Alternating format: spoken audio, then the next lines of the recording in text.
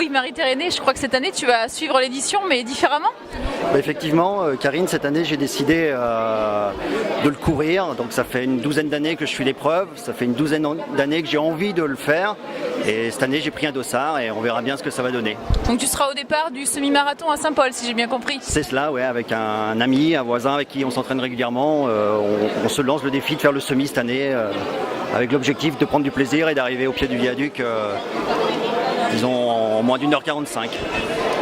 C'est un beau challenge. Donc d'habitude tu suis l'élite donc en première place, donc j'imagine que tu connais bien le parcours et les moindres difficultés. Alors je connais bien le parcours, oui et non, je le connais en voiture, et en voiture c'est toujours très très facile.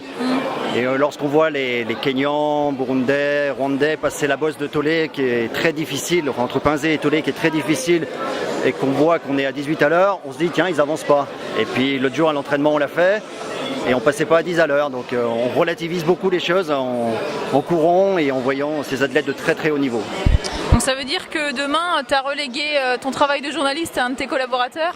Voilà, j'ai trouvé un collègue qui a envie de découvrir le Saint-Paul-Morlaix, qui ne l'a jamais fait, et donc je lui ai laissé la place dans la voiture, le plaisir de suivre la course, de voir les premiers, de discuter avec eux après et de faire les articles.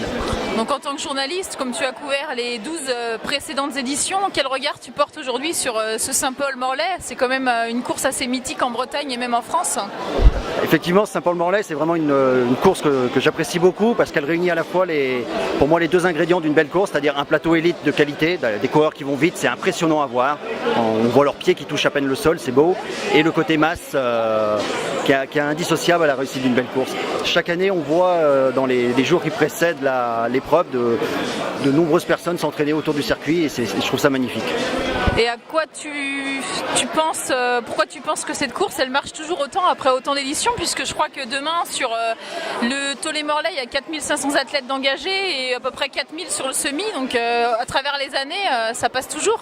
Ça passe toujours, alors il y a un petit peu moins sur le semi aujourd'hui parce que c'est une course qui est un peu moins en vogue que les trails ou les 10 km, mais le 10 km marche super parce que sa grande qualité c'est qu'il est accessible à tout le monde. S'il y a un 10 km à faire une fois dans sa vie, c'est le Tolé-Morlaix.